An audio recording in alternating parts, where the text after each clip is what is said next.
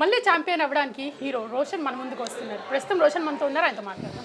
Roshan already trailer చూసాము. అసలు ఎందుకంటే హార్డ్ వర్క్ చాలా చేసినట్టున్నారు. What is the reason behind it?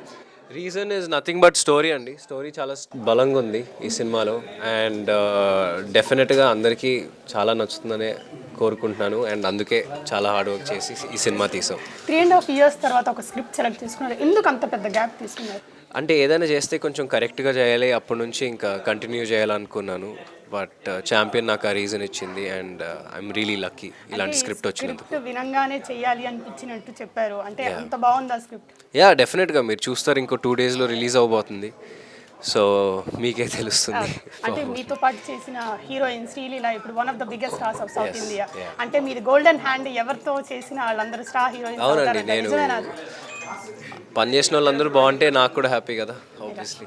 అంటే మీ ఫాదర్ యాక్షన్ హీరో నుంచి ఫ్యామిలీ హీరో అయిపోయారు. మీరు కూడా ఫ్యామిలీ హీరోలా ఉండాలనుకున్నారా లేకపోతే యాక్షన్ హీరోగా ఉండాలనుకున్నారా? లేదండి, మంచి మంచి కథ వస్తే ఆ కథ బట్టే వెళ్తాను.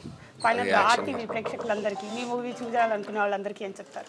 అందరూ తప్పకుండా ఛాంపియన్ చూడాలి. 25th December క్రిస్మస్న రిలీజ్ అవుతుంది అండ్ మీ ఫ్యామిలీ ఫ్రెండ్స్ అందరినీ తీసుకెళ్ళండి, మీరు చాలా బాగా ఎంజాయ్ చేస్తారు.